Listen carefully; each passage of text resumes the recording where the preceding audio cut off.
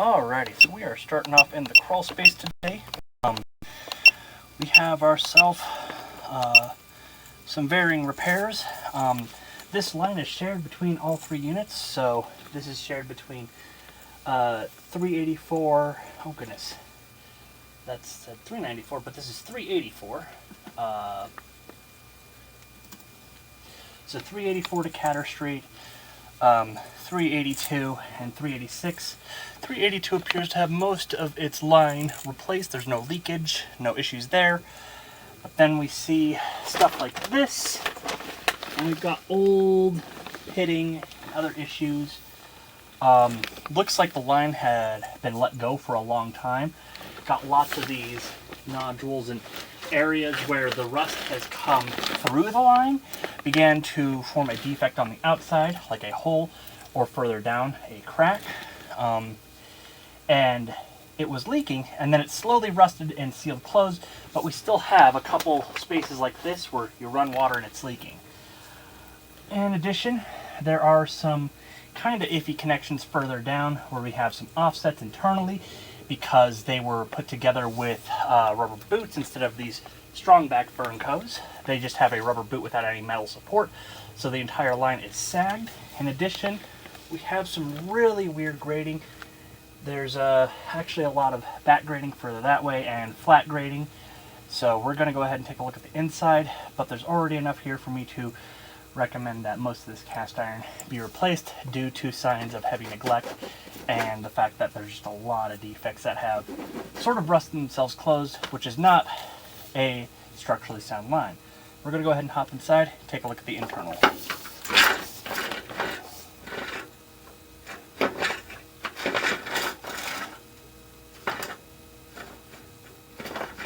Now some of these defects are going to be a bit harder to see from the inside because they have had time to have rust build up over them. But you can definitely see where they've had an impact on the outside of the line. So we're going to go ahead and mark the areas of concern with green tape.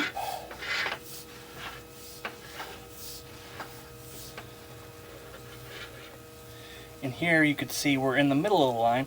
We've actually already got some back pitch here.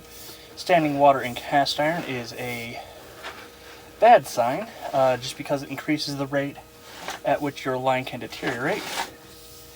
And we have PVC over here. And then this is that boot connection I was talking about that has offset. You can see how that's coming down there, and we just have a bunch of water sitting in the cast iron. We would like this to not be replaced, but supported properly. So basically they just have to get a jack underneath there, bring the joint back up to a good grade, and put something like a cinder block underneath it. That's a pretty easy fix.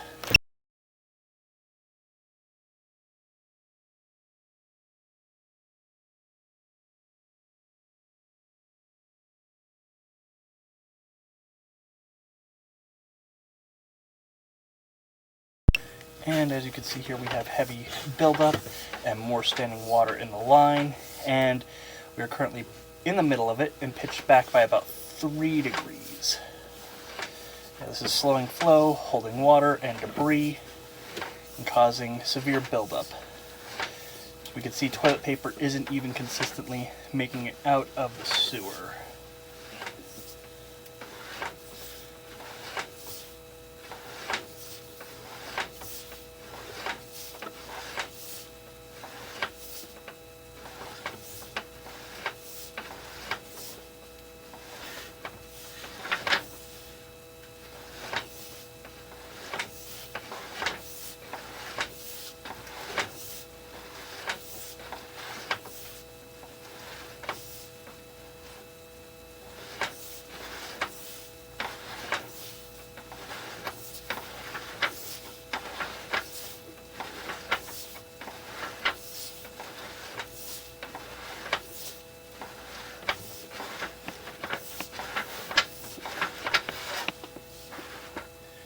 Yeah, basic waste. Toilet paper is not making it out of this line consistently. There's just enough grading loss and standing water and external defects, where I'm just going to recommend that all of the line from the ABS cleanout all the way out to the end of the cast iron be replaced. Here we see our transition point at 64 feet. At the top, we could see the transition point has some cracking at the top of the line in the cast iron to clay connection, so we're going to recommend that for repair as well.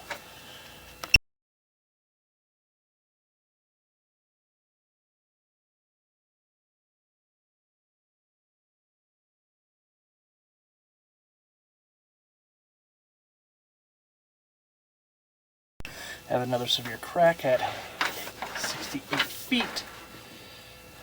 More severe cracking at 70 feet.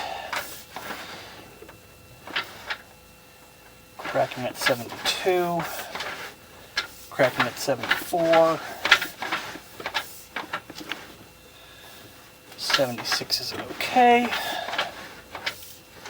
78 is okay.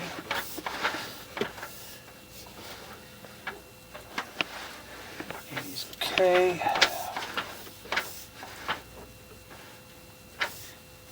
82 we have cracking. 84 we have cracking. 86 we have cracking in the roots. 88 is fine. 90 is fine. 92 is fine. 94 is fine. 96 is fine.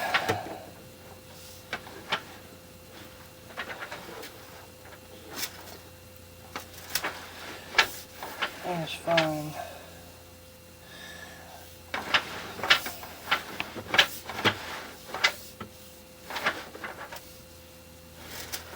Alrighty.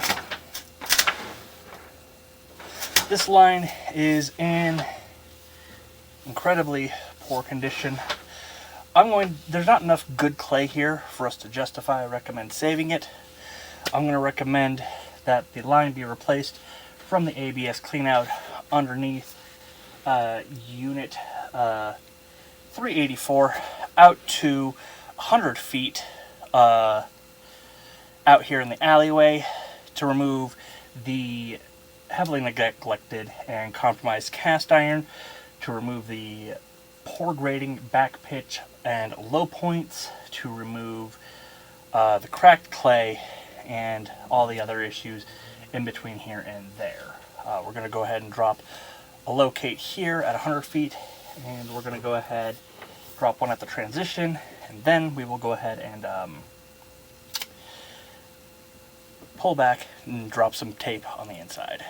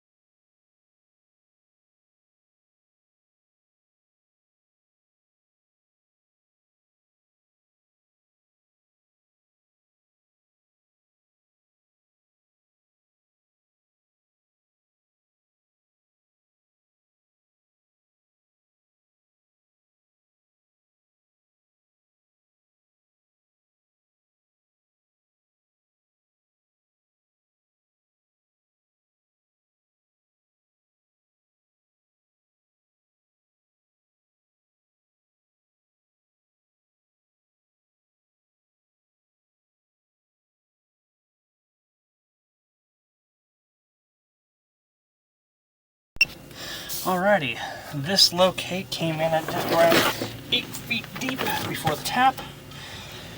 We're going to recommend this. The next stop is to pull out to the transition point and locate that.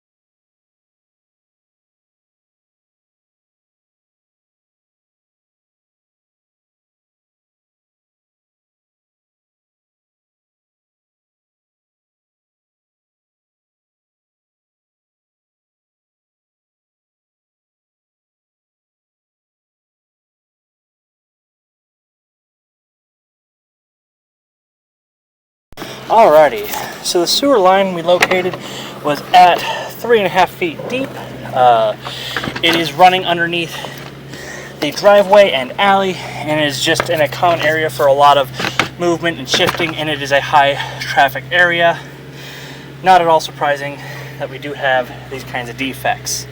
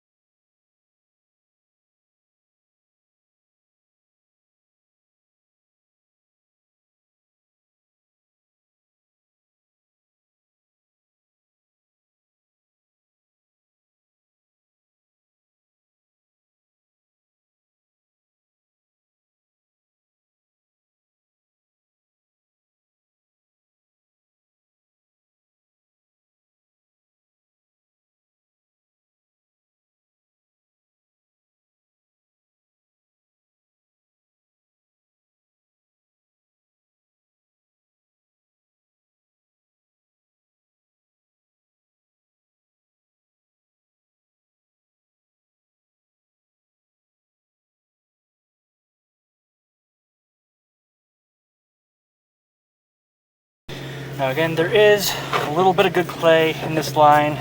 There is some good cast iron, but there's not enough good cast iron. There's not enough good clay to recommend saving it. We can also see that some of the tenants are flushing stuff like wipes, which they shouldn't be. I would definitely recommend that hygiene products that are not toilet paper do not be flushed. Even if the wipes say flushable, they are not the best for your sewer line and have been known to get stuck in the sewer line and cause backups. And in this state where we could see the line has signs of heavy degrading, and we're already getting toilet paper stuck in the line, definitely would recommend this line be cleaned more frequently and that people just stop flushing wipes, and that'll help out with the flow issues in the line.